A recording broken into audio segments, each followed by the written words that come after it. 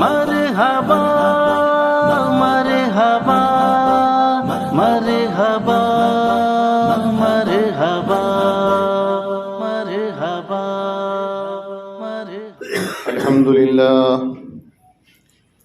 الحمد لله كفى وسلام على عباده الذين اصطفى أما بعد فقد قال الله تبارك وتعالى في القرآن المجيد والفرقان الحميد فأعوذ بالله من الشيطان الرجيم بسم الله الرحمن الرحيم ولله على الناس حج البيت من استطاع إليه سبيلا وقال النبي صلى الله عليه وسلم من حج لله فلم يرفث ولم يفسق رجع كيوم ولدته أمه أو كما قال عليه الصلاة والسلام۔ بھی جو احباب نماز سے فارغ ہو گئے تھوڑا سا قریب آ جائیے، جتنا جڑ کے بیٹھیں گے قریب بیٹھیں گے انشاءاللہ بات سمجھ میں آئے گی۔ میرے محترم بزرگوں، دوستوں اور عزیز دینی بھائیوں اور انتہائی قابل احترام میری ماں اور بہنوں، یہ ہم جیسے گناہگاروں پر رب کائنات کا بے انتہا احسان ہے، فضل ہے، کرم ہے کہ اس نے اپنا مہمان بنا کر اس مقدس زمین پر، جو ساری دنیا میں سب سے مقدس زمین ہے مکہ مکرمہ، یہاں پر اللہ نے پہنچنے کا موقع اور توفیق عنایت فرمائی۔ اللہ تعالیٰ جن بندوں سے محبت فرماتے ہیں ان لوگوں کو منتخب فرماتے ہیں۔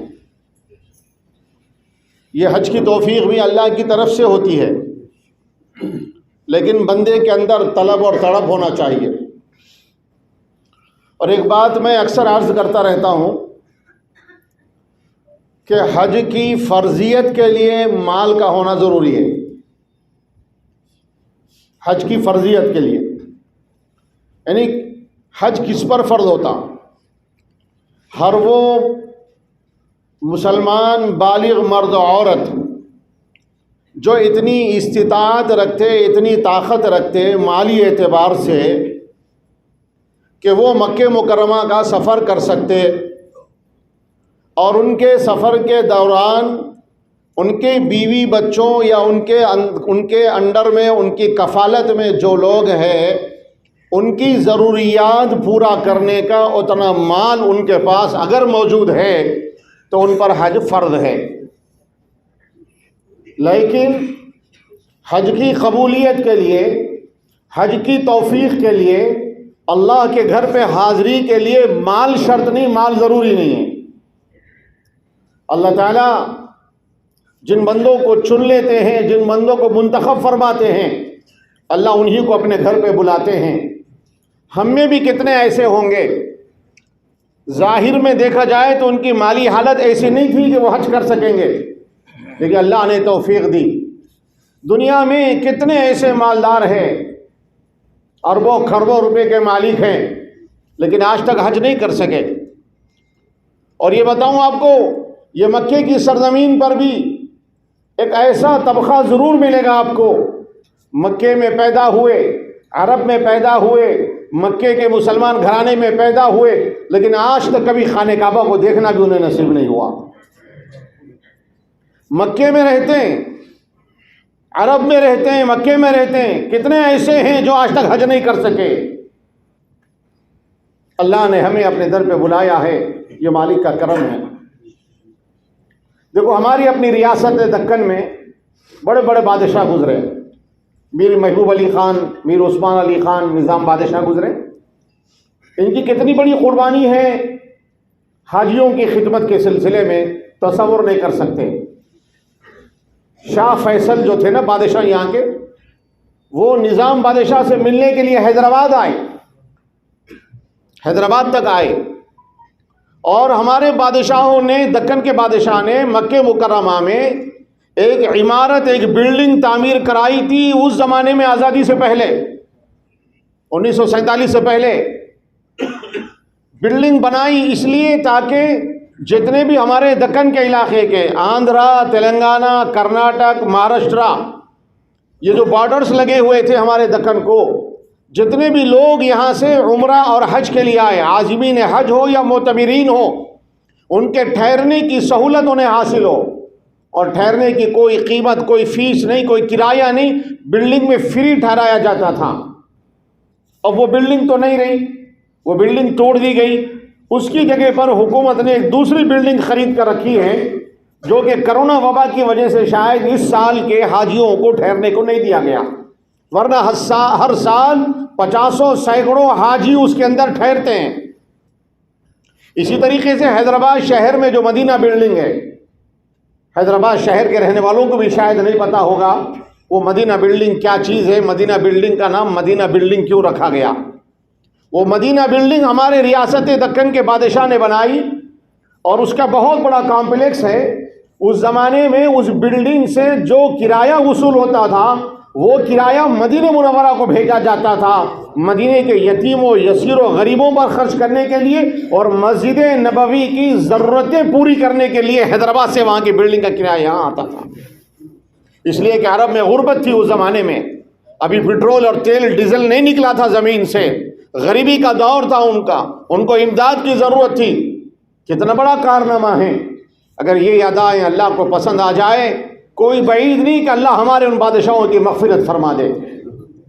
واقعی ان کے حق میں دعا بھی کرنا چاہیے، بہت بڑی خدمت ہے، بہت بڑا کارنامہ ہے یہ ان کا، لیکن تاریخ گواہ ہے، تاریخ بتاتی ہے کہ ان دونوں کو اللہ نے حج نصیب نہیں کیا،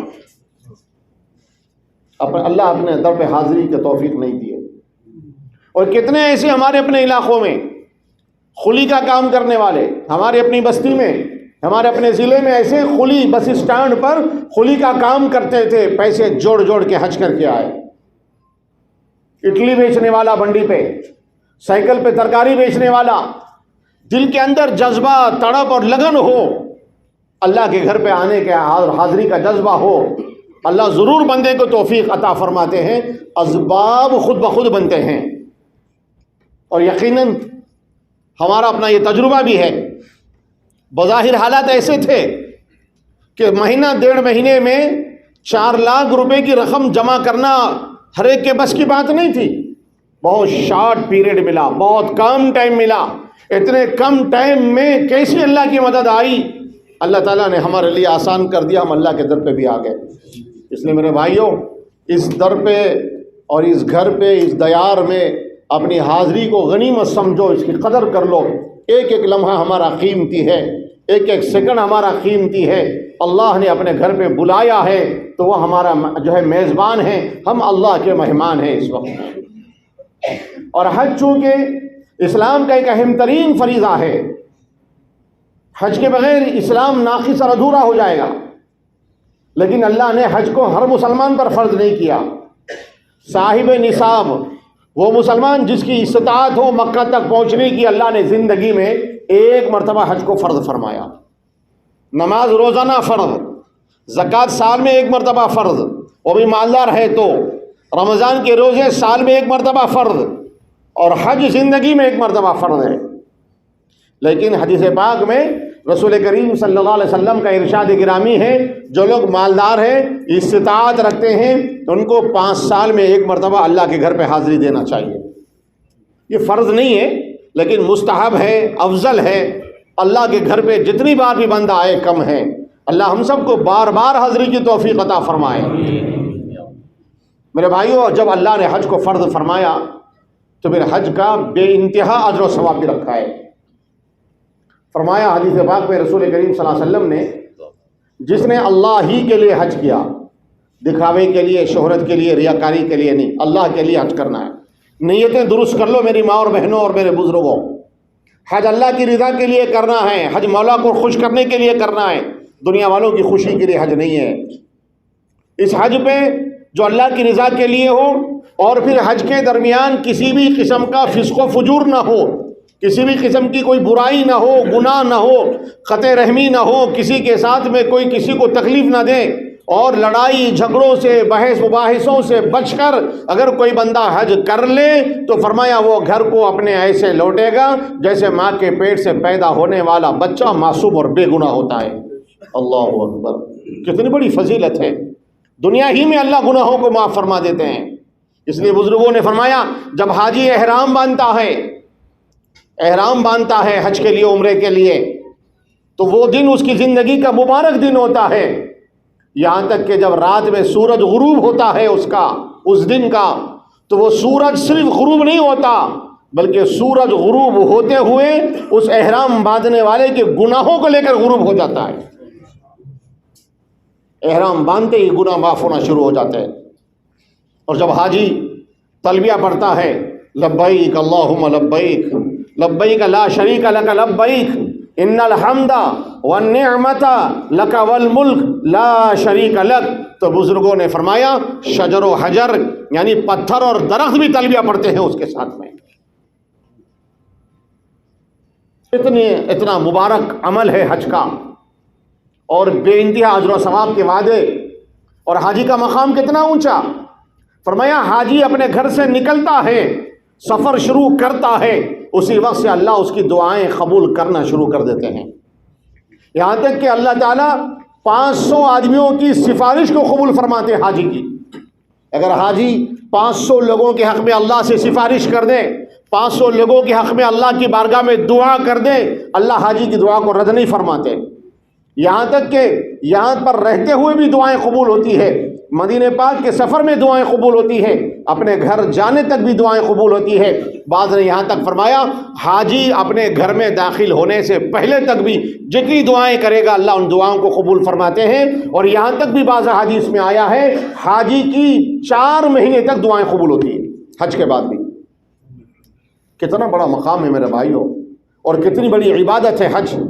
اللہ ہم سب کے لیے اس کو آسان فرمائے، ہم سب کے لیے آسان فرمائے۔ حج زندگیوں کے بدلنے کے لیے اللہ پاک نے زندگی میں ہمیں عطا فرمایا ہے۔ حج ایسا نہیں ہے کیونکہ رسم نہیں ہے کہ آئے اور سب کے ساتھ ہم بھی حج کریں اور چلے گئے۔ میرے بھائیوں اس سے فائدہ کچھ نہیں ہوگا، صرف اور صرف فرض ادا ہو جائے گا، ذمے سے فرض ساخت ہو جائے گا، لیکن زندگی اگر نہیں بدلی تو کچھ حاصل نہیں۔ ہمارا حج بعض بزرگوں نے فرمایا حج کی قبولیت کا دار و مدار زندگیوں کے بدلنے پر ہے، زندگی کے بدلنے پر ہے۔ اگر ہماری زندگی نہیں بدلی تو اس کا مطلب یہ ہوا کہ اللہ کی بارگاہ میں ہمارا حج مقبول نہیں ہوا۔ ایک ہے حج کا کر لینا، ایک ہے حج کا قبول ہو جانا۔ اس لیے بار بار ہمیں دعا سکھائی جا رہی، اللہ سے مانگو، حج مبرور مانگو اللہ سے۔ حدیث میں فرمایا گیا اللہ تعالیٰ حج مبرور حج مقبول عطا کرے، اس کی دعائیں مانگنا۔ اور بدلہ کیا ہے؟ رسول کریم صلی اللہ علیہ وسلم نے فرمایا حج مبرور کا بدلہ سوائے جنت کے کوئی اور نہیں ہو سکتا۔ جس کا حج قبول ہو گیا، جس کا حج مبرور ہو گیا، جس کا حج مقبول ہو گیا، اس کے لیے جنت کی گارنٹی دی اللہ کے رسول نے۔ لیکن بندے کو ڈرتے بھی رہنا ہے، پتہ نہیں میرا حج قبول بھی ہوا کہ نہیں ہوا۔ اللہ کی بارگاہ میں وہ مالک ہے، اس کو اختیار ہے، کس کا قبول کرنا چاہے قبول کرے، جس کا رد کرنا چاہے رد کر دے، اسے اختیار ہے۔ ہمارا کوئی حق نہیں، ہم تو اپنے ذمہ پورا کر رہے، اپنا فریضہ ادا کر رہے، لیکن مالک کی مرضی، اس لیے مالک سے مانگتے رہنا، اللہ سے مانگتے رہنا، اللہ ہم سب کو حج مبرور حج مقبول عطا فرمائے۔ میرے بھائیوں جب اتنی عظیم عبادت ہے تو میری عبادت کو کرنے سے پہلے اس کو سیکھنا بھی ہے۔ اب ہم الحمدللہ عمرہ کر چکے ہیں، ہمارا عمرے سے فارغ ہو گئے ہیں، لیکن ہماری کمزوری ہے کہ ہم لوگ سیکھ کے نہیں آتے۔ حج کو بھی سیکھ کے آنا چاہیے۔ کتنے لوگ ہیں عمرے میں بڑی بڑی غلطیاں کر بیٹھے، اور خواتین ہیں معلومات نہیں ہیں، مسائل نہیں معلوم کرے، کئی خواتین کو دم لازم آیا۔ اب حج میں بالکل ایسا نہیں ہونا چاہیے، حج کے اندر کوئی دم نہیں آنا چاہیے، اور حج کے اندر کوئی کمی کوئی نقص نہیں ہونا چاہیے۔ ایسا مکمل حج ہمیں کرنا ہے، فکر کریں گے ساتھی انشاءاللہ۔ اب دیکھیے حج کے لیے حج کے دن بالکل قریب آ رہے ہیں، حج کا مہینہ شروع ہو چکا ہے، جمعرات سے حج شروع ہے۔ چہارشنبے کی رات میں یہاں سے ہم کو معلم لے کر جائیں گے مینا کے میدان کی طرف، خیموں میں جانا ہے۔ مینا جو خیموں کا ایک شہر کہلایا جاتا ہے، وہاں پر ٹینٹ پڑے ہوئے ہیں، وہ مینا کی سرزمین مقدس سرزمین ہے جہاں پر اللہ نے اپنے انبیاء کی دعائیں قبول فرمائی ہیں۔ عرفات کا میدان وہ ہے جہاں اللہ بندوں کی دعاؤں کو رد نہیں فرماتے۔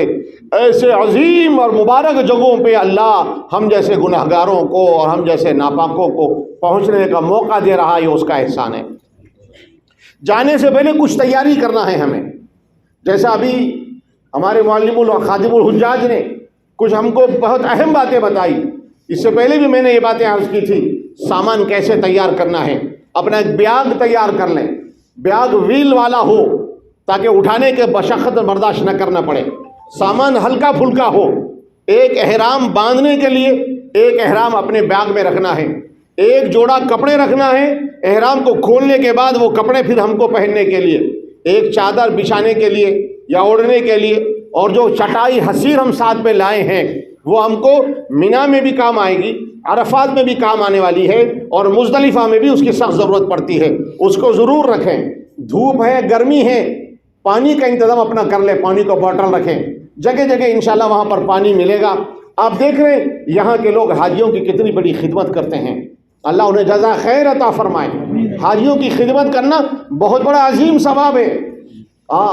حاجی کی دعاؤں میں ہماری شمولیت ہوتی ہے۔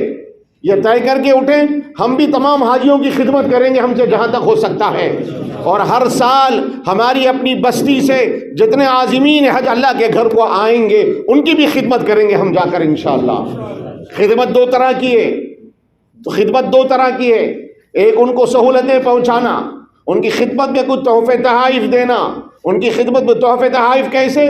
وہ رسم کے طور پر کپڑے بنانا، پھول پہنانا، شالہ اڑانا نہیں، اس کو چھوڑو میرے بھائیو، اس کو ترک کرو۔ حاجی کے کام آنے والی چیزیں، حاجی کو بیاگ کام آئے گا، حاجی کو احرام کی ضرورت پڑتی، حاجی کو توال کی ضرورت پڑتی، حاجی کو صابن کی ضرورت پڑتی، حاجی کو بیڈ شیٹ کی ضرورت پڑتی۔ حاجی کی ضرورت کی چیز کیا ہے؟ وہ ضرورت کی چیز اپنے رشتہ دار حاجی کو پہنچانے کی فکر کریں، تاکہ وہ چیزیں ہماری ہدیہ لے کر وہ اللہ کے دربار میں آئے گا، حج کرے گا، انشاءاللہ وہ ثواب میں ہم بھی شامل ہوں گے اور حاجی کے ثواب میں کوئی کمی بھی نہیں ہوگی۔ یاد رکھو، یہ حاجی کی خدمت۔ دوسری خدمت، ہم یہاں پر جو کچھ سیکھ رہے ہیں اور جو کچھ تجربہ ہو رہا، اپنے آنے والے عازمین حج کو بھی ہم جا کر یہ چیزیں بتانا۔ یہ موٹی موٹی چیزیں، مسائل میں نہیں الجھنا ہے، مسائل میں آپ کو نہیں جانا ہے، مسائل بتانا علماء کا، مفتیوں کا کام ہے۔ مفتیان کرام ہر علاقے میں موجود ہیں، یہاں بھی الحمدللہ ہر بلڈنگ میں موجود ہے، ماشاءاللہ ان سے لوگ خوب استفادہ کر رہے ہیں، فائدہ اٹھا رہے ہیں۔ لیکن جس بلڈنگ میں مفتیان کرام نہیں ہیں وہاں کا حال بڑا عجیب ہے۔ ابھی آج دوپہر میں ایک بلڈنگ میں جانا ہوا تھا مشورے میں، تو کئی مسائل ساتھیوں کے ساتھ میں، شاید غالباً اس بلڈنگ میں کوئی مفتی نہیں ہوں گے، آزو بازو بلڈنگوں میں ہے، بہت سارے مسائل ساتھیوں کے۔ تو ہر بلڈنگ میں، ہر قافلے میں علماء ہونا چاہیے، مفتیان کرام ہونا چاہیے۔ اپنے اپنے علاقے کے لوگوں کا یہ ذہن بنائیں، جب حج کے لیے جائیں تو اپنے علاقے کے کسی ایک مفتی کو بھی ساتھ میں لے کے جائیں، ضرورت پڑتی ہے مسائل کی، ضرورت پڑتی ہے مسائل کی۔ تو دوسری خدمت اپنے علاقے کے حاجیوں کی کیا کرنا ہے ہمیں، آنے والے حاجیوں کی حج کے طریقے، مناسک اور جو موٹی موٹی چیزیں، تیاری وغیرہ کیسے کرنا، کہاں پر کیا مشکلات آتی ہے، ان مشکلات کو کیسے آسان بنانا، یہ چیزوں کے مذاکرے ان کے سامنے کرتے رہنا۔ بہرحال اللہ ہم سب کو حاجیوں کی خدمت کی توفیق دے۔ تو وہاں انشاءاللہ پانی کا انتظام بھی رہے گا، لیکن اپنا ایک بوتل پانی کا رکھ لیں، زیادہ بہتر ہے، سہولت رہے گی۔ چھتری ضرور ساتھ میں رکھیں، گرمی رہے گی، اور رمی کرنے کے لیے جائیں گے جمرات پر تو دھوپ میں جانا پڑے گا ہم کو، اور پھر ہم کو عرفات کے میدان میں بھی کھلے آسمان کے نیچے کھڑا ہونا ہے، وہاں پر بھی چھتری کی ضرورت پڑتی ہے۔ چھتری اپنے ساتھ ضرور رکھیں۔ کھانے پینے کے مختصر سامان رکھ لیں، بہت زیادہ بھی نہیں، اچار وغیرہ زیادہ تیز چیزیں نہ رکھیں، احتیاطاً تھوڑا بہت رکھ لیجئے۔ کھانا پھیکا ہوتا ہے وہاں پر، مشکل ہوگی کھانے میں، اس لیے تھوڑا بہت رکھ لیے تو بہتر ہے، لیکن پھر بھی اس میں احتیاط کیجئے۔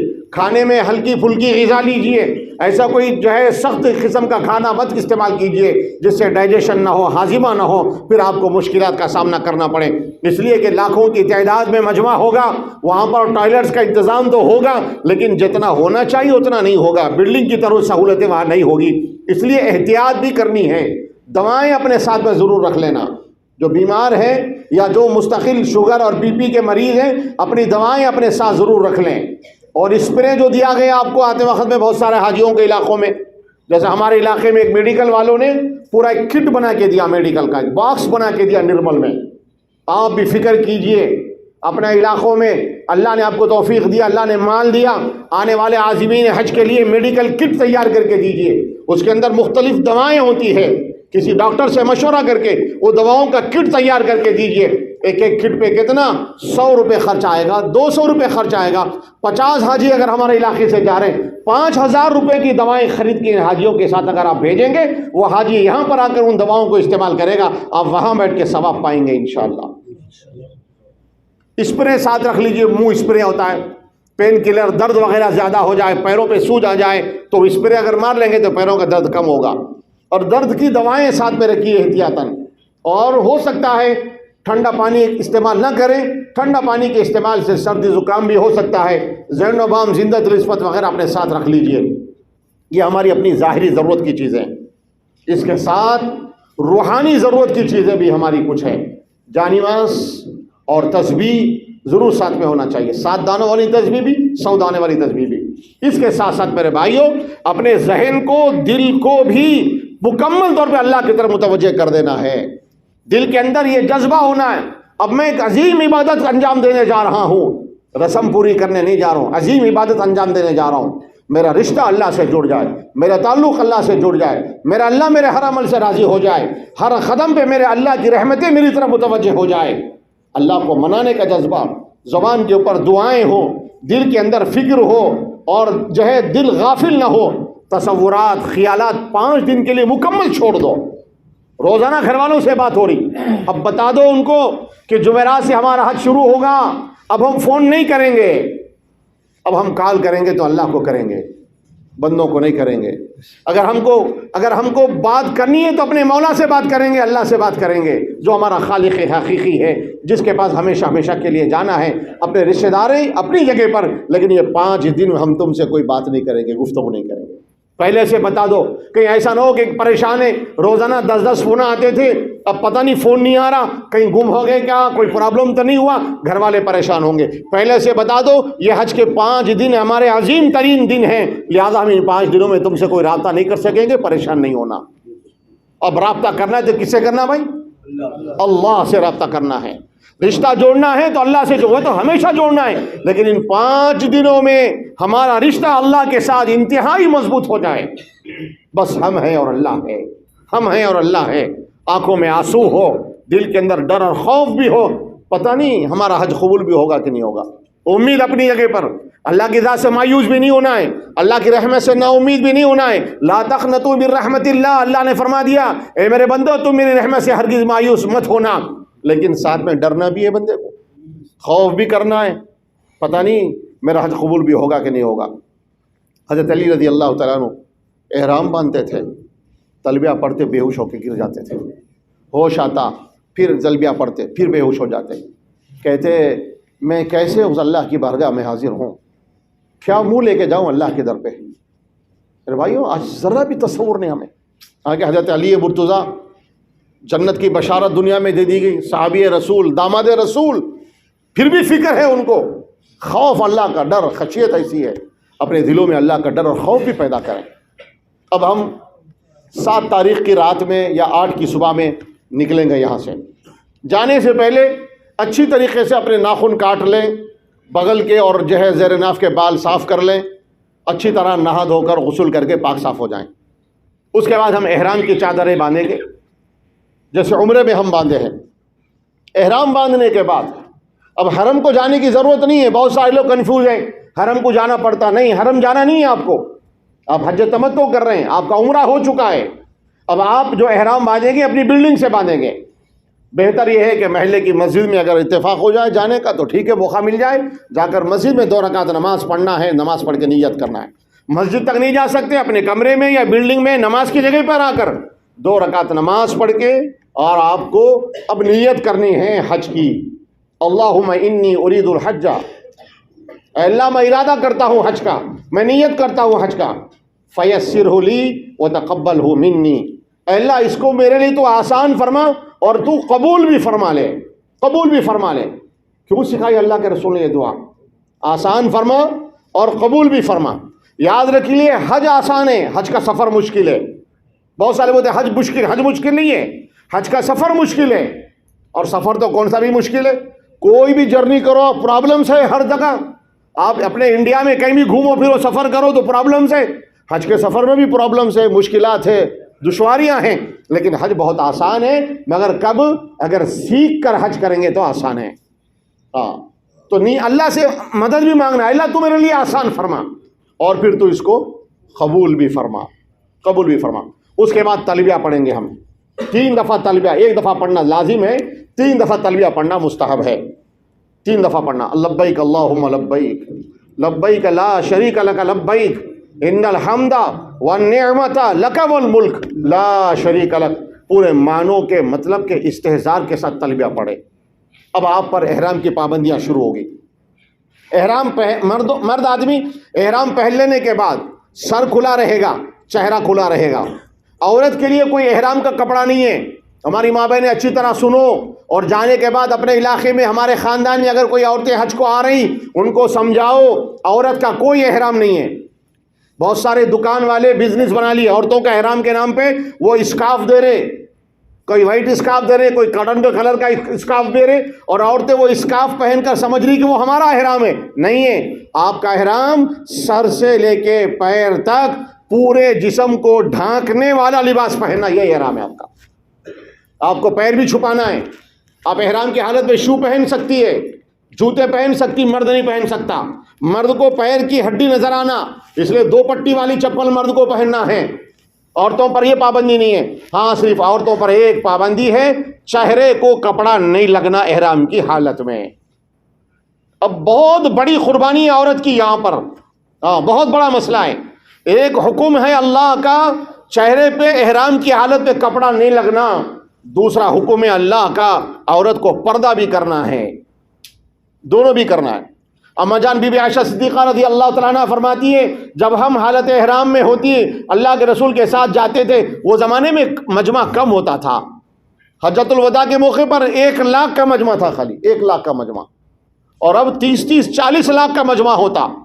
اس سال پابندیوں کی وجہ سے 10 لاکھ کا مجمع ہے، لیکن ہر سال 30 سے 40 لاکھ حاجی حج کے لیے آتے. وہ زمانے میں فرماتی جب ہم حج کے لیے جاتے احرام باندھتے تو چہرے کو کپڑا نہیں لگنا. ساتھ میں ہم لوگ جو ہے وہ پنکھا رکھتے تھے. پنکھا ہوتا نا، بدے کا پنکھا. کہتی کہ اگر کوئی سامنے مرد آ جاتا تو ہم پنکھا اپنے چہرے کے سامنے یوں کر لیتے تھے، یوں پردہ کر لیتے تھے. وہ آدمی اگر ہٹ گئے، قافلے والے ہٹ گئے تو پھر ہم ہٹا لیتے تھے، چونکہ اس وقت کوئی مرد آدمی نہیں ہوتے تھے ساتھ میں، قافلے مختصر جاتے تھے، بھیڑ نہیں ہوتی تھی. لیکن جہاں پر اگر کوئی نامحرم قریب آ گیا فوری اپنے چہرے کے سامنے پردہ کر لیتے تھے، آڑ کر لیتے تھے. اس کے لیے بعض بزرگوں نے بعض علاقوں کی فرمایا کہ بعض علاقوں میں لوگ یہاں پر کان کے پاس سے لکڑی لگا لیتے، لکڑی کے اوپر نقاب لگاتے تھے تاکہ چہرے کا بھی پردہ ہو جائے اور چہرے کو کپڑا نہ لگے. اور ابھی آج کل ماشاءاللہ ریڈی میڈ کیپ مل رہی ہے عورتوں کی، جو ٹوپی نما ہوتی ہے. ہم جو سن کیپ پہنتے، سن کیپ کی طرح کیپ آتی، وہ کیپ کے اوپر سے پردہ نقاب ڈالتے ہیں تو وہ دوری کی وجہ سے، اس طریقے سے دوری کی وجہ سے، یا پھر وہ نہیں کر سکتے تو پردہ کرنا ہے عورتوں کو. اپنا ہاتھ اس طریقے سے لگا کر اس کے اوپر نقاب ڈالیں، اور تھوڑی مشقت ہوگی، تکلیف ضرور ہوگی آپ کو، لیکن اللہ کے لیے برداشت کر لے، انشاءاللہ اس پر اجر ملے گا، گناہ گار نہیں بنیں گے آپ. ورنہ اگر آپ کا چہرہ کھلا رہے گا حج کی حالت میں، احرام کی حالت میں، کسی نامحرم مرد کی نگاہیں پڑی جائے گی اگر آپ کے چہرے پر، دونوں گناہ گار ہوں گے. آپ بھی گناہ گار ہوں گی، مرد بھی گناہ گار ہوں گے. ضروری ہے یہ مت سمجھو یہاں آنے والے سارے فرشتے نہیں ہوتے، یہاں بھی بدکاری اور گناہ کے کام ہو جاتے ہیں. شیطان تو یہ چاہتا، پہلے تو حج کرنے نہیں دیتا، یہاں آنے نہیں دیتا. آ جانے کے بعد شیطان یہ چاہتا ہے کسی نہ کسی طریقے سے رکھنے ڈال کر برائیوں اور گناہوں میں مبتلا کر کے ہمارے حج کو خراب کر دے، تاکہ حج کا وہ ثواب جو ہمیں ملنے والا ہم اس سے محروم ہو جائیں. شیطان کوششیں کرتا ہے. اس لیے میری ماں بہنیں خاص طور سے پردے کا خیال رکھیں.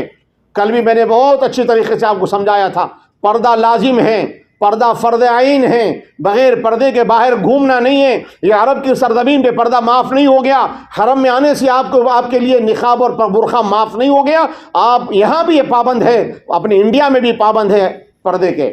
زندگی پوری پردے میں رہنا ہے. عورت کا نام ہی ہے پردے میں رہنے کی چیز.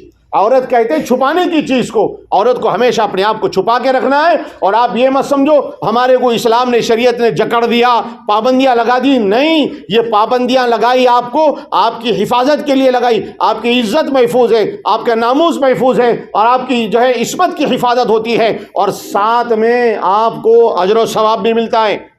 یہ مت سمجھو کہ برقع پہنے تو کیا ملتا، برقع پہنیں گے تو خدم پہنی کیا ملیں گی آپ کو.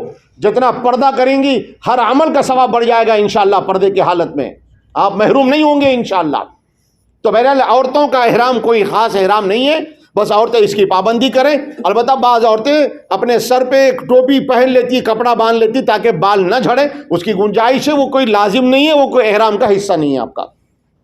اب مرد آدمی احرام باندھ لیے، احرام کی پابندیاں شروع ہوگی. خوشبو استعمال نہیں کرنا، خوشبو کا پیسٹ استعمال نہیں کرنا، خوشبو کا منجن استعمال نہیں کرنا. 3 دن پابندی کرنا ہے آپ کو. اور جسم پر کوئی خوشبو نہیں لگانا ہے آپ کو، خوشبودار چیز استعمال نہیں کرنا ہے، سونگھنا بھی نہیں ہے. باقی زینڈوبام، زندہ تلسمات پی سکتے، لگا سکتے، اس کے اندر خوشبو نہیں ہوتی، اس کے اندر تو دوسری بدبو ہوتی ہے. اسی طریقے سے احرام کی حالت میں گناہوں سے بچنا، احرام کی حالت میں بال نہیں کھینچنا، بال گرنے نہیں دینا. اگر احرام کی حالت میں اگر ایک بال گر گیا، ایک کھجور صدقہ کرنا. اگر 3 بال گر گئے، ایک مٹھی پر گیہوں صدقہ کرنا پڑے گا آپ کو. اس لیے بار بار داڑھی نہیں کھجانا، کنگھی نہیں کرنا احرام کی حالت میں. اپنے داڑھی کے بالوں کی، سر کے بالوں، سر پہ تو ہے نہیں لیکن داڑھی کے بالوں کی حفاظت کرو، گرنے نہیں دینا ان بالوں کو. خود بخود جھڑ جائے الگ بات ہے، لیکن اگر ہمارے کھجانے سے اگر جھڑ رہا تو پھر آپ کو جو ہے اس کے اوپر صدقہ دینا پڑے گا. اسی طریقے سے احرام کی حالت میں میاں بیوی ایک دوسرے کے قریب نہیں ہونا.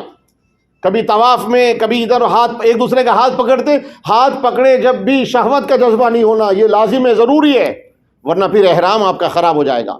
احرام چادروں کا نام نہیں ہے، احرام نیت اور پابندیوں کا نام ہے.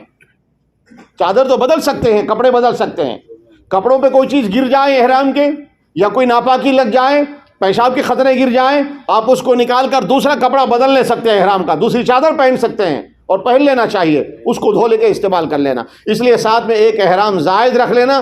گرمی کا زمانہ ہے، پسینے سے بھی خراب ہوں گے، اور ہو سکتا ہے باتھ روم وغیرہ صاف نہیں ہوتے، وہاں پر کچھ گندگی وغیرہ بھی گر سکتی، اس لیے احتیاطاً 2 چادریں اور احرام کے ساتھ رکھ لینا.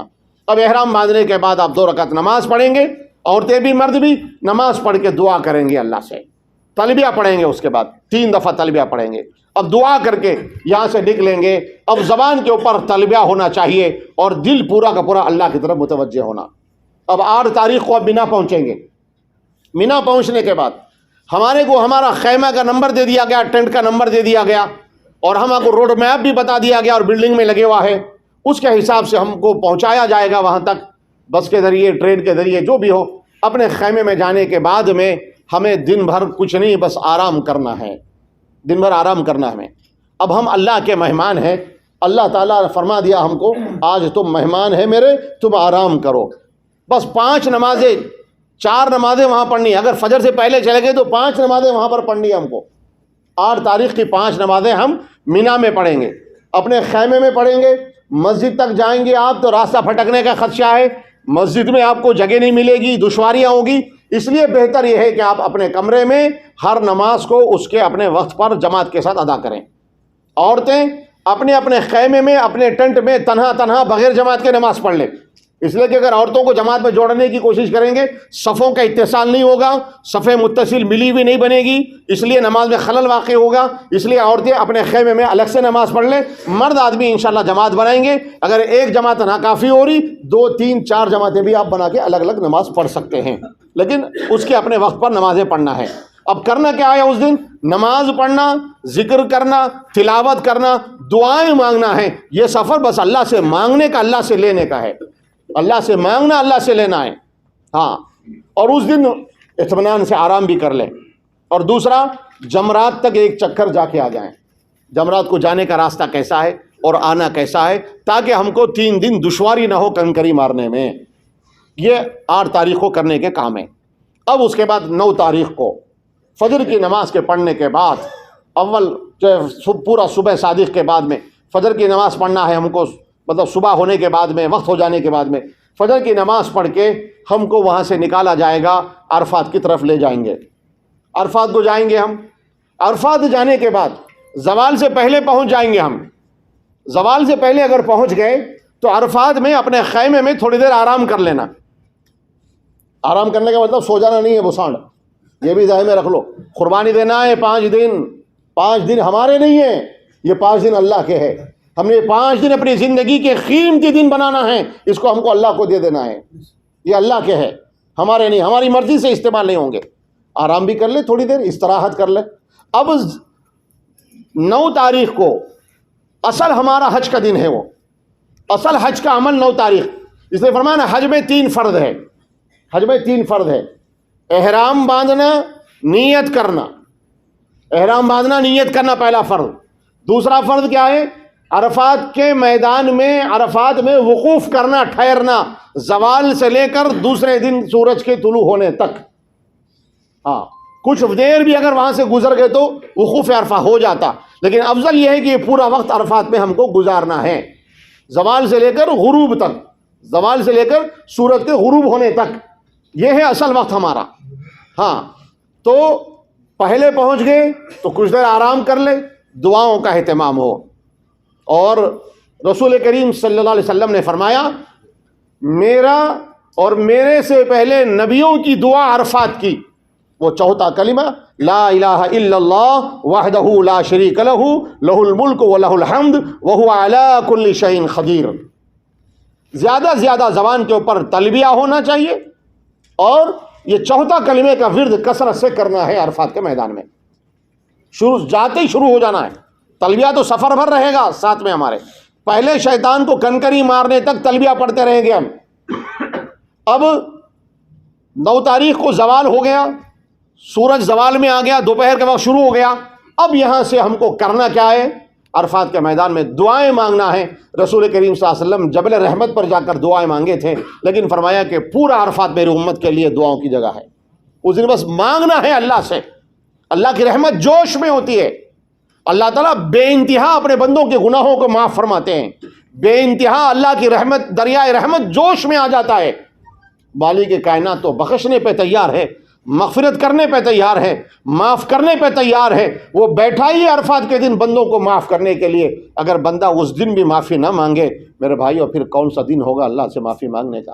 پھر کون سا وقت ہوگا اللہ سے مغفرت طلب کرنے کا؟ اتنے دوری پہ آئے ہیں, اس مقدس جگہ پہ آنے کے بعد بھی اگر بندہ اپنی مغفرت نہ کرا لے اللہ سے, بندہ اگر توبہ نہ کر لے اللہ کے سامنے, تو پھر کون سا دن ہوگا؟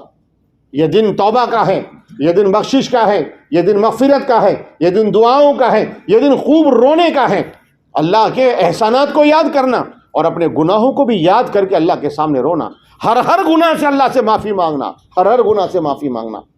یہ بھی ذہن میں رکھو, اللہ تعالیٰ اپنے حق کو تو معاف کرے گا. ایسا نہیں کہ نمازاں چھوڑ دی اسے معاف نہیں ہوتے.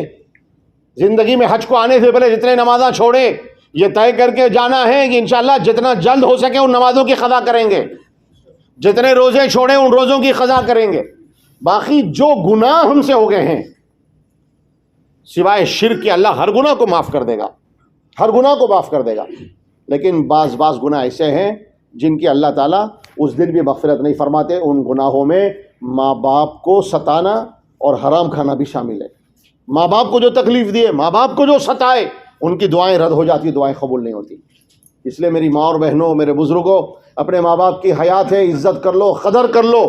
ماں باپ چلے گئے, ان کے لیے مغفرت کی دعائیں کرو, زندگی میں قدر کر لو ان کی. اللہ معاف نہیں کرے گا. تو خوب اللہ کو رو رو کر منانا ہے. بالکل کھلے آسمان کے نیچے کھڑے ہونا ہے, ننگے سر کھڑے ہونا ہے. چھتری استعمال کر سکتے ہیں آپ, لیکن قبلے کی طرف رخ کر کے کھڑے ہو کر دعا مانگنا مستحب اور افضل ہے. اگر کوئی بیٹھ کر بھی دعائیں مانگے عرفات کے میدان میں تو کوئی مضائقہ نہیں, بیٹھ کر بھی دعائیں کر سکتے ہیں آپ. تو بس مانگنا ہے اللہ سے اور اللہ کو راضی کرانا ہے. مولا ہمارا راضی ہو جائے ہم سے. جو کر سکتے کرنا اللہ کے سامنے, جتنا رو سکتے ہیں رونا اللہ کے سامنے, اور پورا وقت رونے میں گزارنا ہے, مانگنے میں گزارنا ہے.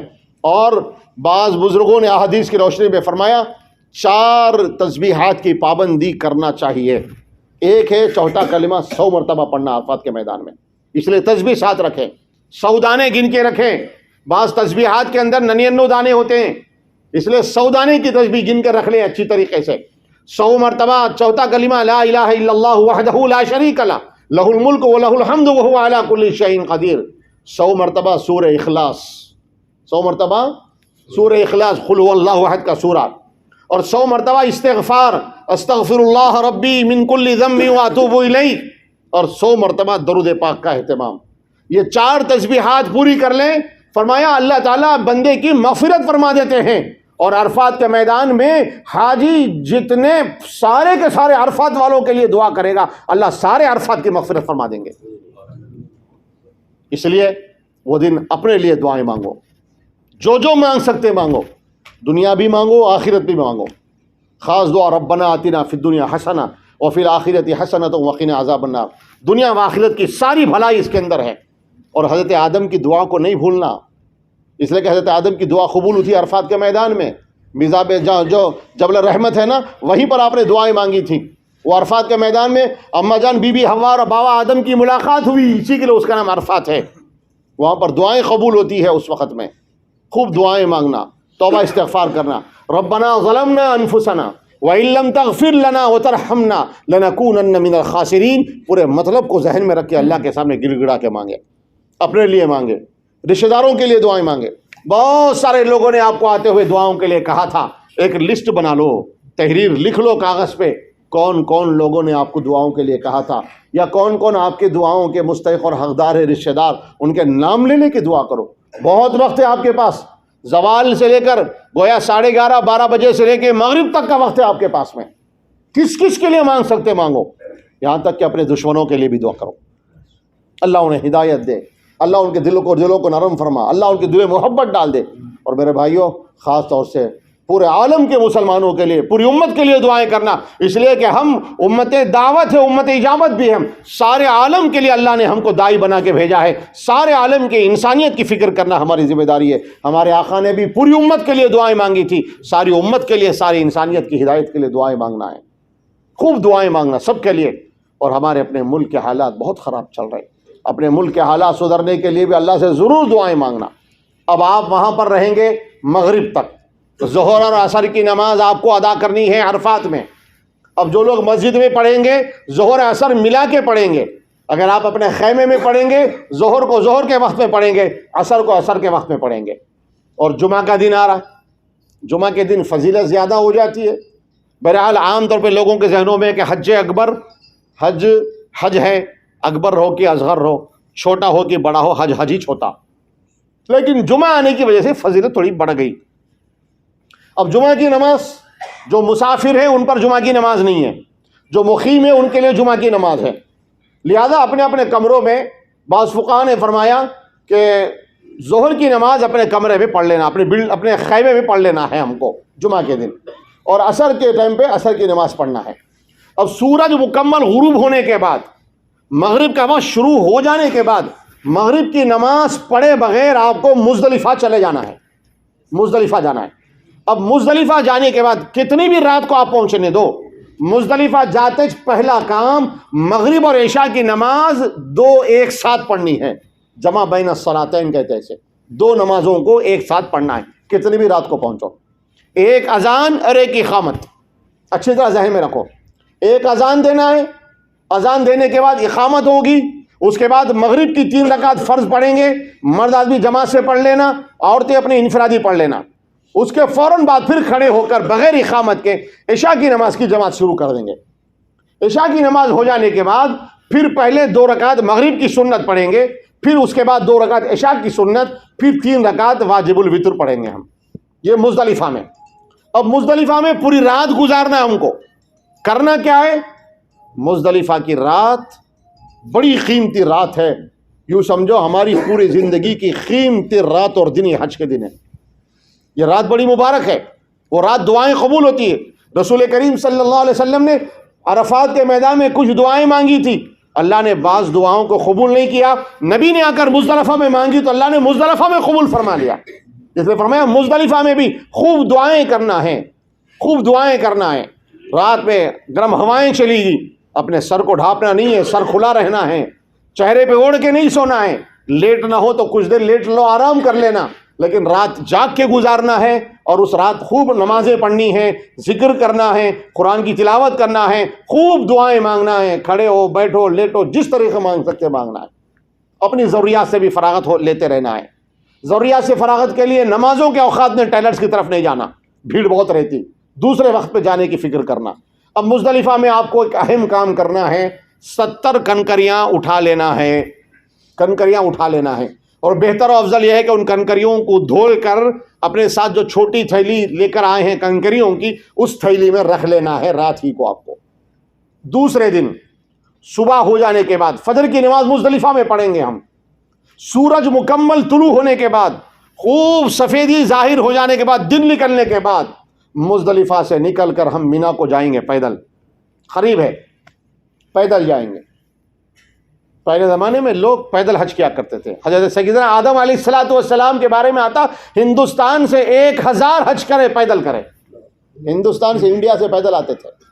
ہم کچھ دیر تکلیف برداشت کر لیں، مزدلفہ سے مینا تک کا سفر پیدل کر لیں، اپنے خیمے کو جائیں گے، جا کر ہمیں تھوڑی دیر آرام کر لینا ہے، کھانے وغیرہ سے فارغ ہونا، ضروریات سے فارغ ہونا ہے، اور ہم کو اس کے بعد کنکری مارنے کے لیے جانا ہے۔ 10 تاریخ ہے، آپ کو عید کا دن ہے، حاجی کے لیے عید کی نماز نہیں ہے، حاجی کے لیے عید کی نماز نہیں ہے، وہ دن تو کچھ کام کرنے کے ہیں، اب تک خالی دعائیں نماز ذکر میں گزارے، لیکن آج 3 بڑے اہم کام کرنا ہے 10 تاریخ کو، بڑے اہم کام ہیں۔ سب سے پہلا کام رمی جمار، آپ کو جانا ہے جمرات پر، اور جو بڑا شیطان ہے نا اس جگہ پہ جا کے کنکری مارنا ہے۔ کتنے کنکر مارنا بھائی؟ 7 کنکری مارنا ہے۔ 7 ایک ساتھ نہیں مارنا، مٹھی بھر کے یوں نہیں پھینکنا ہے، بلکہ یہ انگوٹھا اور یہ کلمے کی انگلی، یہ 2 انگلیوں سے کنکری کو پکڑ کے یوں پھینکنا ہے۔ کتنا آسان کر دیا گیا، خیف کے جیسا برج کے بنا دیا گیا، وہ خیف کے اندر ہماری کنکری گر گئی، وہ جا کے اس پلر کو ٹکرا کے نیچے گر جاتی ہے۔ 7 کنکریاں مارنا ہے بڑے شیطان کو۔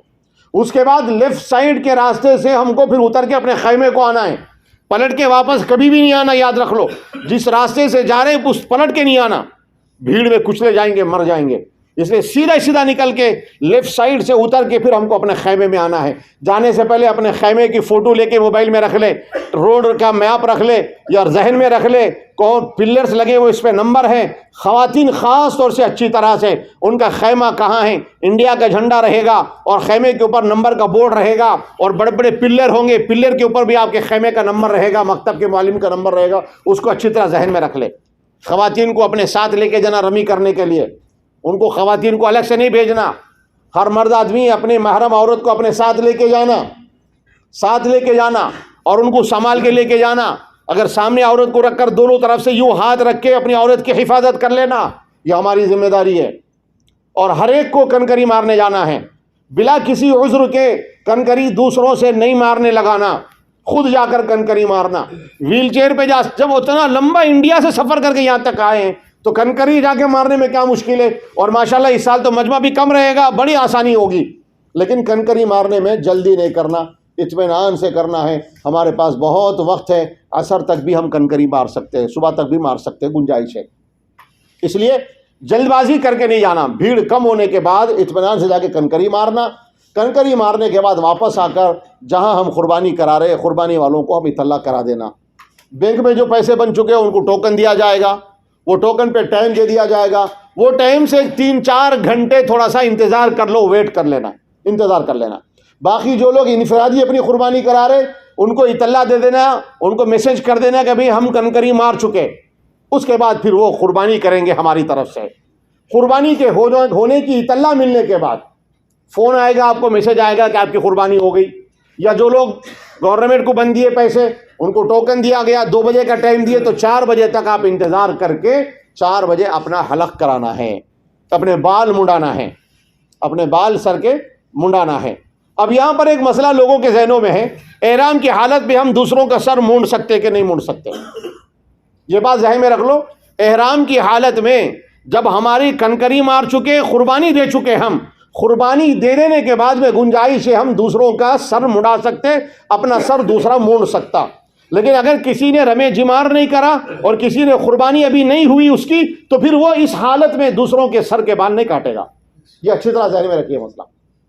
آپ نے کنکری نہیں ماری, قربانی بھی ابھی نہیں دیے, احرام کی حالت میں ہیں آپ ابھی دوسروں کے سر پہ اسرا نہیں چلائیں گے, بلیڈ سے آپ مشین سے بال صاف نہیں کریں گے.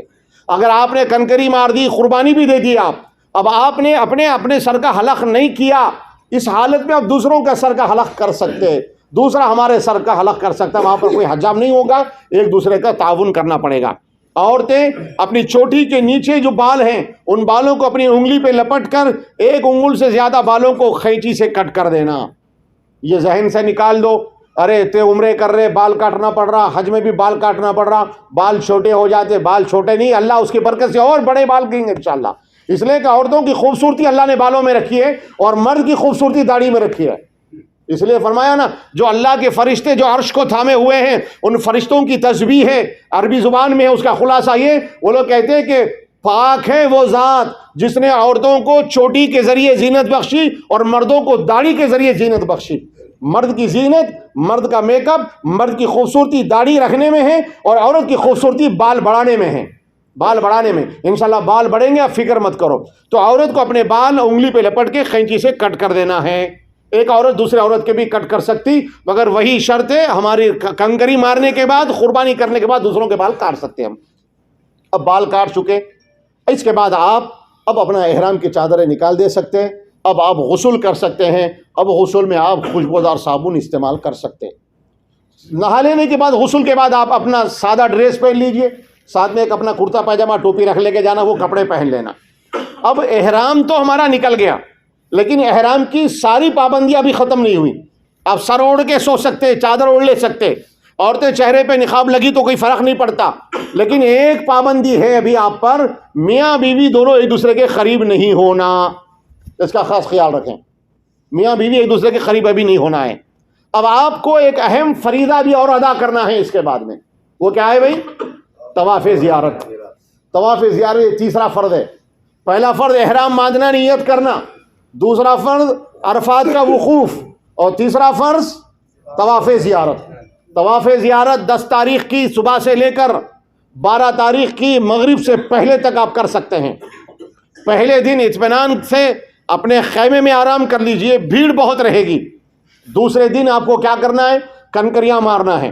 اگر کسی کو طواف زیارت کرنا ہے 10 تاریخ کی رات میں جا سکتے, لیکن بھیڑ رہے گی, تھوڑا اور صبر کر لیں, تھوڑا انتظار کر لیں.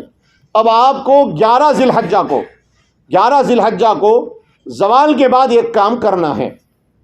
کب کرنا ہے؟ زوال کے بعد. وہ ہے تینوں شیطانوں کو کنکری مارنا.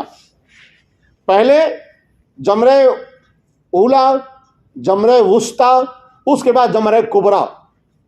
پہلے چھوٹے شیطان کو, پھر اس کے بعد منجلے کو, اس کے بعد پھر تیسرے شیطان کو. پہلے شیطان کو کنکری مارنے کے بعد دور ہٹ جانا, بازو پبلک سے ہٹ کے وہاں پر کھڑے کے دعا کر لینا. اگر بھیڑ میں ہے تو بھیڑ میں کھڑے کے دعا ہرگز نہیں کرنا. لوگوں کے ریلے آ رہے تو کھڑے کے دعا نہیں کرنا. دعا کرنا مستحب ہے, لازم نہیں ہے, مستحب ہے. پہلے شیطان کو کنکری مار کے بازو ہٹ کے دعا کر لینا. اس کے بعد پھر دوسرے آگے بڑھنا ہے, پیچھے نہیں آنا, آگے بڑھنا ہے. پھر دوسرے شیطان کو اس پلر کو کنکری مارنا ہے, پھر دعا کر لینا ہے. پھر آگے بڑھ کے تیسرے پلر پہ جا کو, جس کو تیسرا شیطان کرتے ہیں عرف عام میں, وہ اصل شیطان نہیں ہے, شیطان کی کھڑنے کی جگہ تھی وہ, میں بھی تفصیل بتاؤں گا اس کی. تیسرے کو کنکری مار کے بغیر دعا کرے کے واپس آنا ہے. لیکن کنکریاں مارتے وقت میں صبر کرنا, صبر. وہاں جانے کے بعد لوگوں کا عجیب جوش جذبہ آتا, ایسا دکھتا حقیقت میں شیطان کا مردہ نکال دیتے ہیں. آج ایسے ٹینشن میں, جوش میں آتے, جو ملے وہ اٹھا کے پھینکتے. ویڈیو دیکھے ہوں گے, کوئی چھتریاں پھینک رہے, کوئی باٹلاں پھینک رہے, کوئی بڑے بڑے پتھرے لے کے جوش میں آ رہے. بڈھوں کو بھی جوش آ جاتا. اصل میں وہ جوش نہیں, وہ شیطان چڑھ گیا تھا ان کے آنکھ پہ. سمجھ میں آ رہا نا؟ ہمارے عمل کو خراب کرنا چاہتا وہ, اسی لیے تو کنکری مارنا ہے وہاں پر. ہاں, کنکری مارنا ہے وہاں پر. تینوں جگہ پہ کنکری مار دیا آپ.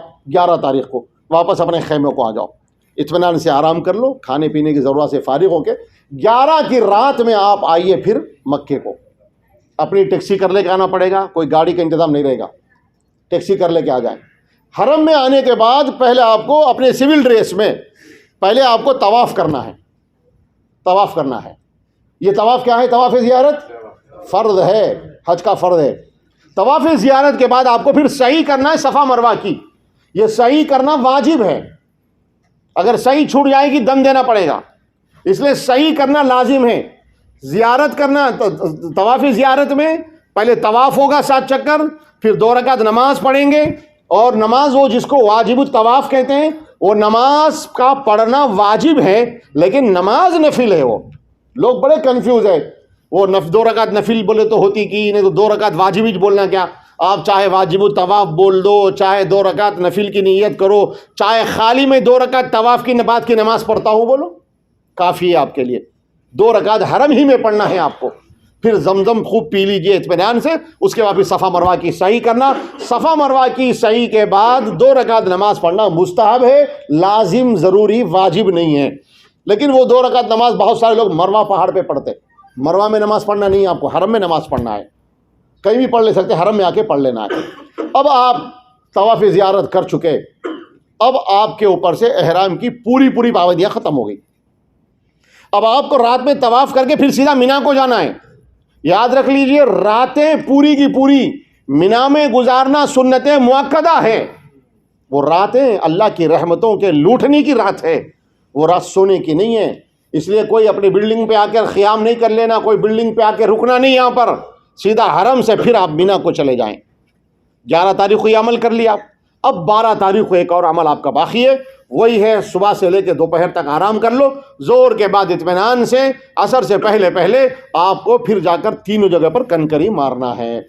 پہلے چھوٹے شیطان کو، پھر منجلے شیطان کو، دونوں جگہ دعا کریں گے رک کر، پھر تیسرے بڑے شیطان کو کنکری ماریں گے بغیر دعا کرے کے، لیفٹ سائڈ سے واپس اپنے خیمے کو آ جائیں گے. اب آپ کا حج مکمل ہو گیا. اب آپ کو پھر اپنے مکے کو آنے کی تیاری کرنا ہے. اپنا سامان وغیرہ رکھ لے کر وہاں سے سورج کے غروب ہونے کے بعد میں مینا سے نکل کر آپ کو مکے کو آنا ہے. اپنے طور پہ اپنی ٹیکسی کر لے کے آنا پڑے گا. اب آپ کا حج مکمل ہو گیا. اللہ کے فضل و کرم سے آپ حاجی بن جائیں گے. اب آپ کی دعائیں قبول ہوتی رہے گی، لوگوں کو خوب دعائیں دیتے رہنا. اب یہ جو 3 جگہوں پر ہم کنکری مارتے، تھوڑی سی اس کی میں تاریخ حیثیت بتا دوں آپ کو. دیکھو، ابراہیم خلیل اللہ علیہ السلام جب اپنے بچے کو حضرت اسماعیل ذبیح علیہ السلام کو ذبح کرنے کے لیے لے کے جا رہے تھے. تفصیلی واقعہ ہے، وقت نہیں ہے. اگر حج کے بعد کبھی موقع ملے گا بیان کا تو انشاءاللہ میں سیدنا ابراہیم خلیل علیہ السلام کی زندگی اور آپ کی سیرت کو بیان کروں گا، اور کعبے کی تعمیر انشاءاللہ میں کیسے ہوئی کچھ واقعات کی روشنی میں آپ کو میں انشاءاللہ سمجھاؤں گا. حضرت اسماعیل کو لے کر گھر سے چلے تھے. ایک ہاتھ میں چھری ہے اور رسی ہے. بیٹا بھی قربان ہونے کو تیار ہے، باپ بھی اپنے بیٹے کو قربان کرنے کو تیار ہے. ہم ہر سال قربانی کے موقع پر اپنے اپنے علاقوں میں جمعہ کے بیان میں سنتے رہتے، مگر آج کل تو بڑا المیہ ہے ہم لوگوں کا. جمعہ کے بیان بھی سننے کو تیار نہیں. ہم لوگ جمعہ میں آتے سب سے اخیر میں اور مسجد سے نکل جاتے سب سے پہلے. میرے بھائیو، ایک اللہ کا کرم ہے ہمارے بر صغیر پر، خاص طور سے ہمارے انڈیا میں مکمل آزادی ہے جمعہ میں بیان کی. ہمارے علماء اپنا خون جلا کے، اپنا سینہ سکھا کے اور مطالعہ کر کے کتاب قرآن و حدیث کا خلاصہ ہمارے سامنے بیان کرتے، اللہ اور اس کے رسول کے احکام ہمارے سامنے بیان کرتے، اور ہم جمعہ کو بھی مسجد کو جانے کو تیار نہیں ہیں. اور جب سے یہ بڑا شیطان ہمارے ساتھ آ گیا نا، موبائل، سب بے نیاز ہو گئے، سب مستغنی ہو گئے. کیا ضرورت ہے مول صاحب کے بیان کی؟ ارے یوٹیوب پہ جو چاہے وہ بیان مل جاتا، ڈاؤن لوڈ کرو سنو. یہ خالی بہانہ، انہیں ڈاؤن لوڈ کرتا نہیں، انہیں سنتا نہیں. خالی یہ وہ جمعہ کا بیان نہیں سننا بول کے شیطان دماغ میں ڈالتا. بھائیو، یوٹیوب پہ جو بیان سن رہے اس کی حقیقت الگ ہے، براہ راست جو دو بدو بیان سنتے اس کی تاثیر الگ ہوتی. اس کی تاثیر الگ ہوتی. اس لیے یوٹیوب کے بیانات مت سنو، خدا کے لیے جو ہے جمعہ کے بیان میں جلدی پہنچنے کی کوشش کرنا. بہرحال ابراہیم علیہ السلام چلے تھے، بہت کوشش کر لیا روکنے کی. ایک جگہ شیطان مل کے بولا، ابراہیم یہ کیا کر رہے تم؟ دنیا میں آج تک کوئی بھی نہیں کرے، تم کر رہے. وہ خالی خواب دیکھے تھے تم، ضروری ہے کہ خواب کو پورا کرنا. ابراہیم علیہ السلام سمجھ گئے یہ ملعون مردود شیطان ہے. بہت بڑے شیخ کی شکل میں جبہ ابا ڈال لے کے بڑی داڑھی لے کے آیا. شیطان کو بھی داڑھی تھی، فرعون کو بھی داڑھی تھی. عرب کے لوگ ہمیشہ داڑھی رکھتے تھے. ابو جہل کو داڑھی تھی، ابو لہب کو داڑھی تھی. داڑھی رکھنا مردوں کا شعار ہے میرے بھائیوں. میں بار بار توجہ دلا رہا ہوں اس پر، آپ کو برا مت مانیے، یہ حق ہے میرا، میں بول رہا ہوں آپ کو. اللہ کے رسول کی سنت بھی ہے، اسلام کا شعار ہے، مسلمان کی پہچان ہے، مرد کی شان ہے داڑھی رکھنا. عیسائیوں کو دیکھو عیسائی داڑھی رکھتے، یہودیوں کو دیکھو یہودی داڑھی رکھ رہے. حالانکہ ان کے پاس سنت نہیں ہے، ہمارے پاس سنت ہے ہمارے نبی کی. سارے نبیوں نے داڑھی رکھی. اس لیے یہ عزم کر لو آج کی مجلس میں بھی انشاءاللہ آج کے بعد داڑھی نہیں کٹائیں گے. اس لیے کہ بھائیو داڑھی کا کٹانا اللہ کے نبی کے دل کے اوپر چھری چلانے کے برابر ہے.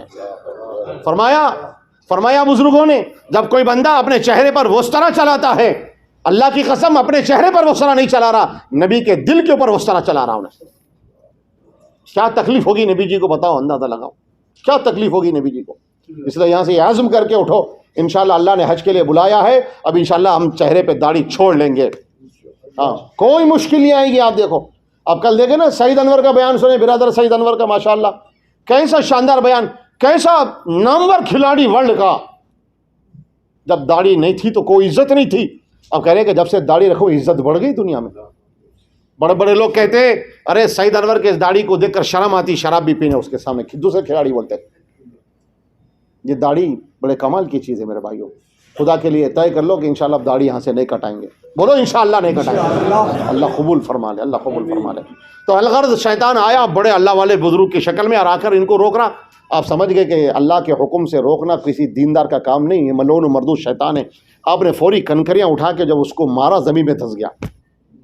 جس جگہ زمین میں دھسا تھا نا وہی جگہ پر پہلا پلر بنے ہوا ہے, چھوٹا پلر, چھوٹا شیطان بولتے اس کو. پھر کچھ دور جانے کے بعد پھر سامنے آ گیا, پھر سمجھا رہا ابراہیم سنو میری بات, تمہارا خیر خواہ ہوں, ہمدرد ہوں, تمہاری اچھائی کے لیے بول رہا ہوں, یہ نکو کرو. پھر پتھریں اٹھا کر آپ نے کنکریاں ماری, پھر زمین میں دھس گیا.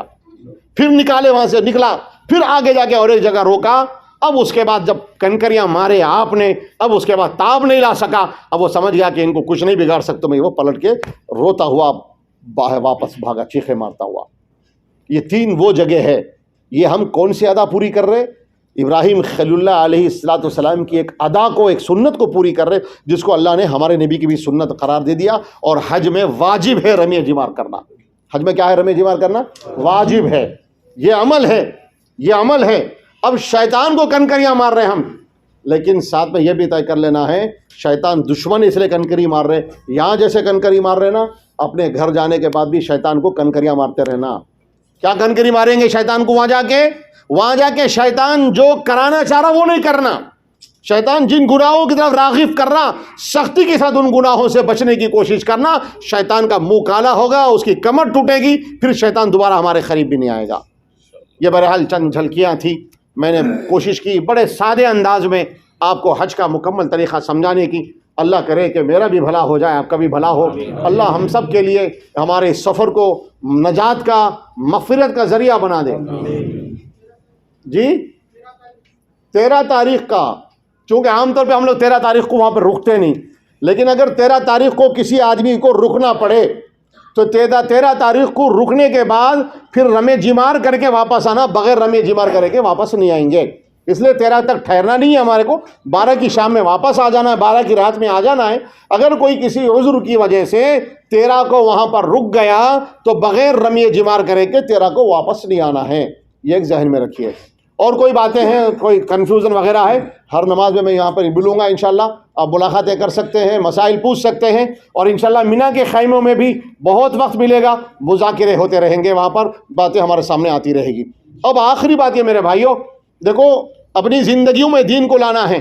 حج تو ایک زندگی کا ایک فرض ہے, اس کو پورا کرنے کے لیے آئے. اللہ کا کرم ہوا, اللہ پاک نے یہاں پر علماء کو, مفتیوں کو بھی ساتھ جوڑ دیا, اس لیے ہم کو سیکھنا سکھانے کا موقع مل رہا. لیکن زندگی کے بہت سارے ہمارے اعمال اور عبادتیں ایسی ہے جو ہماری زندگی میں ہر وقت فرض ہے ہمارے اوپر. نماز فرض ہے پوری زندگی میں, ایمان فرض ہے ہمارے اوپر, نماز فرض ہے ہمارے اوپر, زکوٰۃ ہے, روزہ ہے, بہت سارے شریعت کے احکام چلنے کے ہیں, اور بہت بڑا دین سیکھنا ہے ہمارے کو. اس کے لیے میرے بھائیوں اپنے مقام پہ جانے کے بعد سب سے پہلے اپنے محلے کی مسجد کے امام سے اپنا رشتہ جوڑنا, اپنے محلے کے امام سے, اپنے علماء سے تعلق جوڑنا, علماء کی مجلسوں میں بیٹھنا, علماء کے بیانات میں شریک ہونا, جلسوں میں شرکت کرنا, اجتماعات کے اندر بیٹھنا, اور ہمارے اپنی محلے کی مسجد میں جو گشت اور اجتماع ہوتا اس کے اندر بیٹھنا. یہ ذہن سے نکال دو یہ جماعت وہ جماعت نہیں, ہم سب اللہ کے بندے ہیں, ہم سب اللہ کے بندے ہیں. یہ کسی ایک جماعت کا کام نہیں ہے. بعد بولتے یہ تبلیغی جماعت کا کام, فلانا جماعت کا کام نہیں. سب کام اللہ نے ہم کو دیے ہیں, سب دین کے کام اللہ کی طرف سے دیے ہوئے ہیں, سب اللہ کے بندے ہیں اور اللہ کے رسول کے امتی ہیں, ہم سب کو مل کر کرنا ہے. وہ تو ایک لیبل لگا لیے لوگ, ہاں یہ کام حضرت جی مولانا الیاس صاحب رحمۃ اللہ علیہ نے شروع کیا. آپ نے فرمایا کہ یہ ہر امتی کا کام ہے, یہ کسی جماعت کا کام نہیں, اس لیے کوئی نام نہیں لگایا. بعد میں نام پڑ گیا تبلیغی جماعت فلانا جماعت, ورنہ یہ کام تو عمومی کام ہے, ہر امتی کو کرنا, ہر مسلمان کو کرنا ہے. کیا؟ پہلے ایمان سیکھنا, ایمان بنانا, اور اپنے اعمال کو صحیح کرنے کی کوشش کرنا. سب سے پہلے نماز ہے, نماز میں پڑھنے والی چیز قرآن ہے. ہمارا قرآن درست ہو جائے, اپنے مسجد میں اجتماع ہوتا اس کے اندر بیٹھنا, مسجد میں روزانہ تعلیم ہوتی اس کے اندر بیٹھنا, اس سے سیکھنے کا جذبہ شوق پیدا ہوگا.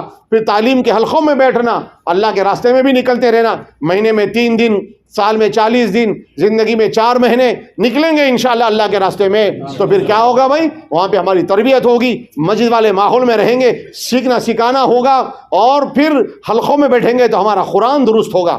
ہماری ماں بہنیں بھی قرآن درست کریں. آپ کے اپنے محلے میں کوئی عالمہ عورت ہے, اس کو ٹیوشن لگوائیں, ایک گھر میں روزانہ تعلیم کا مرکز بناؤ, اور کسی عالمہ خاتون کو بلا کر وہاں پر آپ ان سے بیانات سنیے, آپ ان سے وہاں پر تعلیم لیجئے, ان سے قرآن سیکھیے. مرد بھی اپنے مسجد کے امام صاحب کے, چاہے آپ کی عمر ہوگی, بال سفید ہو رہے, تب بھی آپ اپنے مسجد کے امام صاحب سے وقت لیجئے, عشاء کے بعد 1 گھنٹہ فارغ کرائیے, ان کو ہدیہ دیجئے, ان کو اس کی فیس دیجئے, اور ان کے پاس بیٹھ کر مسائل سیکھیے, نماز کا طریقہ سیکھیے. یہ ضروری ہے میرے بھائیوں, ورنہ زندگی یوں ختم ہو جائے گی اور یوں دنیا سے چلے جائیں گے, خبر کے 3 سوال کا جواب بھی نہیں دے سکیں گے ہم. اللہ ہماری حفاظت فرمائے, اللہ معاف فرمائے. تو فکر کریں گے نا انشاءاللہ. اللہ تعالی ہم سب کو کہنے سننے سے زیادہ عمل کی توفیق عطا فرمائے. دعا کر لیجئے. الحمد للہ رب العالمین, اللہم لک الحمد ولک الشکر, اللہم لک الحمد حمدا کثیرا طیبا مبارکا فی, جزا اللہ عنا محمدا عما هو آلہ صلی اللہ علیہ وسلم. یا رب صلی وسلم دائما ابدا علی حبیبک خیر الخلق کلہم, یا حی یا قیوم برحمتک نستغیث, یا احد الصمد الذی لم یلد ولم یولد ولم یکن له کفوا احد.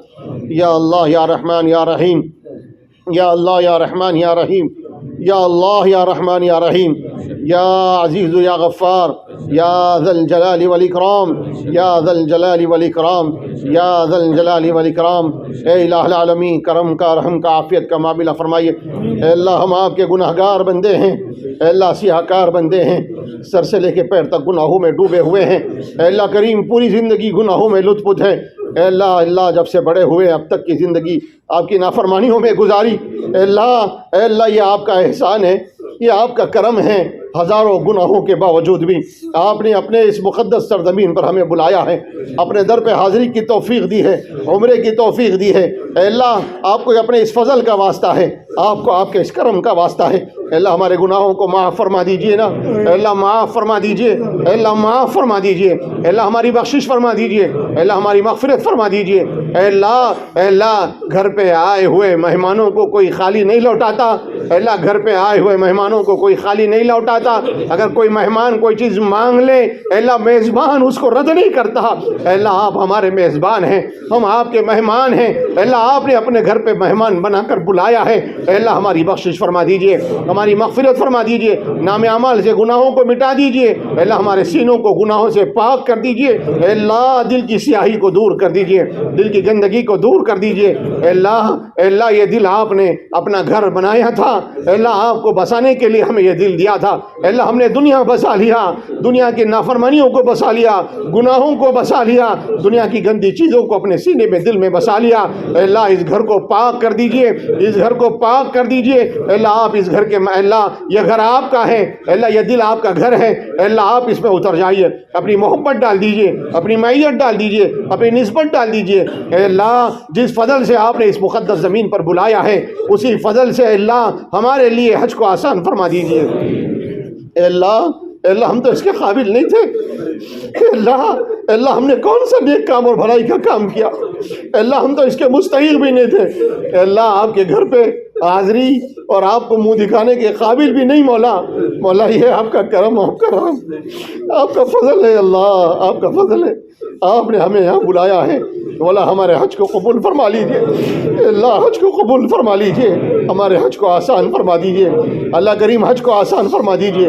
حج کے تمام اللہ فرائض اور واجبات اور تمام سنتوں کو پورا کرنے کی توفیق عطا فرمائیے، تمام مشقتوں دشواریوں کو دور فرمائیے، آسانی کا، سہولت کا، رحم و کرم کو معاملہ فرمائیے۔ اے اللہ عرفات کے میدان میں ہماری بخشش فرما دیجیے، اے اللہ ہماری مغفرت فرما دیجیے نا، اے اللہ ہماری بخشش فرما دیجیے نا، ہمارے اہل و عیال کی مغفرت فرما دیجیے، ہمارے مردوں اور عورتوں کی مغفرت فرما دیجیے، ہماری نسلوں کی مغفرت فرما دیجیے، پوری امت مسلمہ کی مغفرت فرما دیجیے، امت کے حال پہ رحم فرمائیے، امت کی بے دینی کو دور فرمائیے، اے اللہ ایمان کامل نصیب فرمائیے، اعمال صالحہ کا شوق پیدا فرمائیے، آپ سے لینے والا، آپ سے مانگنے والا بنا دیجیے، اے اللہ اپنے قریبی بندوں میں شامل فرما لیجیے، اپنے محبوب بندوں میں شامل فرما لیجیے، اے اللہ اپنے حبیب کی زیارت مقدر فرما دیجیے، مدینہ پاک کے سفر کو آسان فرمائیے، مدینہ پاک کے سفر میں وہ کیفیات ہمیں مقدر فرما دیجیے، نصیب فرما دیجیے جو کیفیات مدینے کے سفر میں ہونا چاہیے۔ اے اللہ نبی جی کے روضے پر حاضر ہو کر سلام عرض کرے، اے اللہ ہمیں نبی جی کا جو ہے جواب عنایت فرما دیجیے،